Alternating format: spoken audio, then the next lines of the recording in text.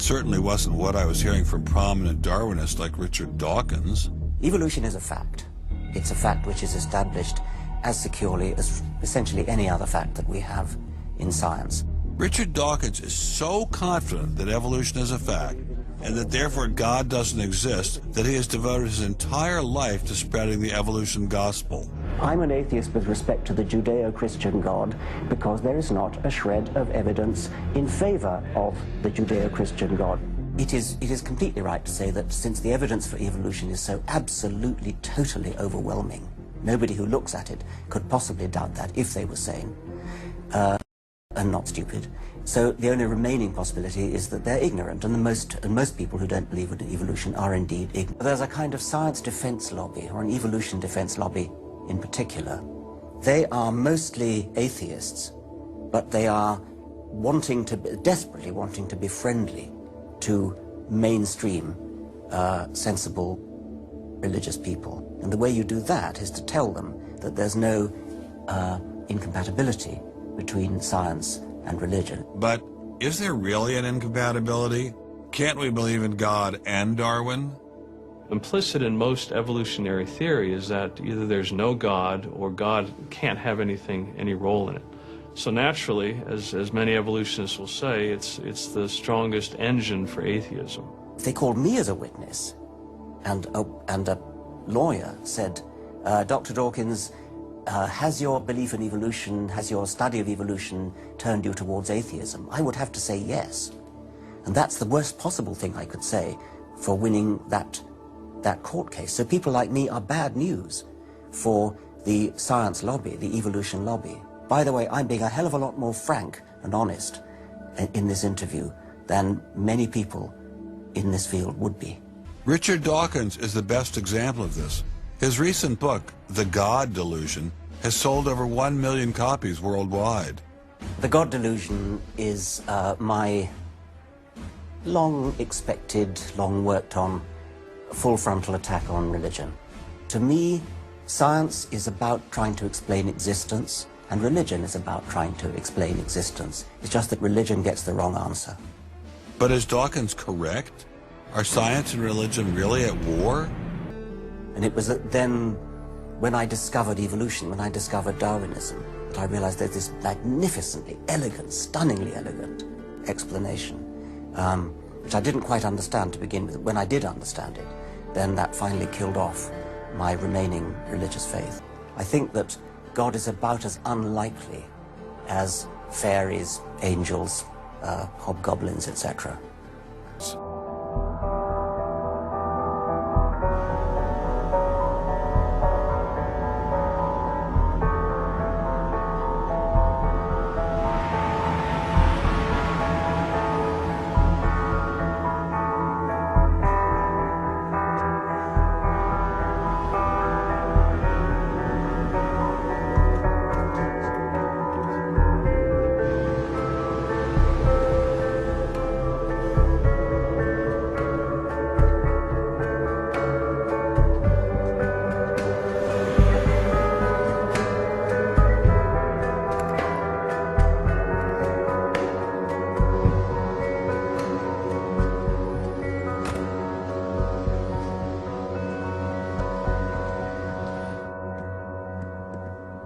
Hello, Professor Dawkins. How are you?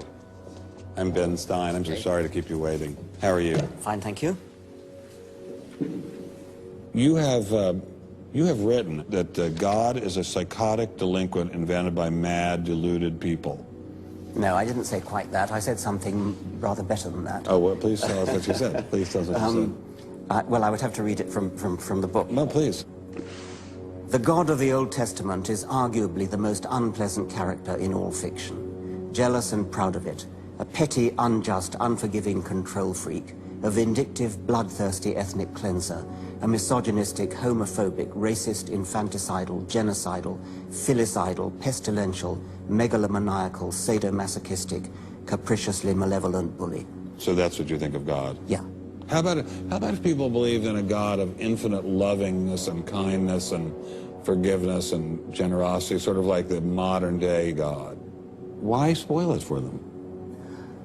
Oh, Why not just let them have their fun and enjoy it? I mean, I don't want to spoil anything for anybody. I write a book, people can read it if they want to. I believe that it is a liberating thing to free yourself from primitive superstition. So religion is a primitive superstition? Oh, I think it is, yes. So you believe it's liberating to tell people that there is no God? I think a lot of people, when they give up God, feel a great sense of release and freedom. Why do you think that? I mean, what's your dad? What's your scientist? What's your dad? I think, well, I've had a lot of letters saying that, and There are 8 billion people in the world, Dr. Dawkins. How many letters have you had? No, I haven't done that. That's quite true. Professor Dawkins seemed so convinced that God doesn't exist that I wondered if he would be willing to put a number on it. Well, it's hard to put a figure on it, but I mean, I'd put it as something like, 99% against or something. Well, how do you know it's 99% against, say, and not 97%? No, I did. You asked me to put a figure on it, and I'm not comfortable putting a figure on it. I think I just think it's very unlikely. What? But you couldn't put a number on it? No, of course not. So it could be 49%. Well, it would be. I mean, I think it's unlikely, and it's quite far from 50%. How do you know? I don't know. I mean, I put an argument in the book. Well, then who did create the heavens and the earth? Why do you use the word who? You see, you immediately beg the question by using the word who. Well, then how did it get created? Well, by a very slow process. Well, how did it start? Nobody knows how it started. We know the kind of event that it must have been. We know the sort of event that must have happened for the origin of life. And what was that? It was the origin of the first self-replicating molecule. Right, and how did that happen? I told you we don't know. So you have no idea how it started? No, nor has anybody. Nor has anyone else. What do you think is the possibility that intelligent design might turn out to be the answer to some issues in genetics or in evolution? It could come about in the following way. It could be that at some earlier time, somewhere in the universe, a civilization evolved by probably some kind of Darwinian means to a very, very high level of technology and designed a form of life that they seeded onto, perhaps this planet.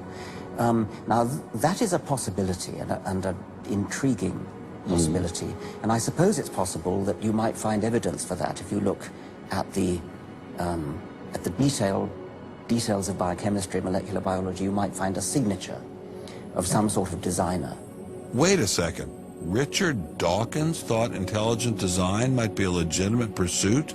And that designer could well be a higher intelligence from elsewhere in the universe. Well, but that higher intelligence would itself have had to have come about by some explicable or ultimately explicable process. It couldn't have just jumped into existence spontaneously. That's the point. So Professor Dawkins was not against intelligent design, just certain types of designers, such as God. So the Hebrew God, the God of the Old Testament, he doesn't exist in your view?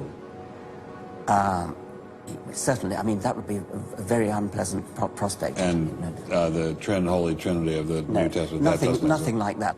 Do you believe in any of the Hindu gods? Like Vishnu? How can you ask such a question? You don't, right? How could I? I mean, why would I, given that I don't believe in any others? You don't believe in the Muslim God? No. I mean, why do you even need to ask?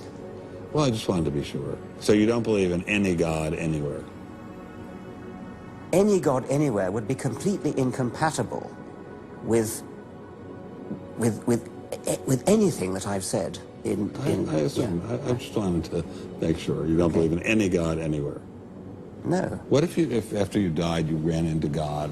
He said, what have you been doing, Richard? I mean, what have you been doing? I've been trying to be nice to you. Yeah. I gave you a multi-million-dollar paycheck over and over again with your book, and look what you did. Bertrand Russell had that point put to him, and he said something like, "Sir, why did you take such pains to hide yourself?" But if the intelligent design people are right, God isn't hidden. We may even be able to encounter God through science, if we have the freedom to go there. What could be more intriguing than that?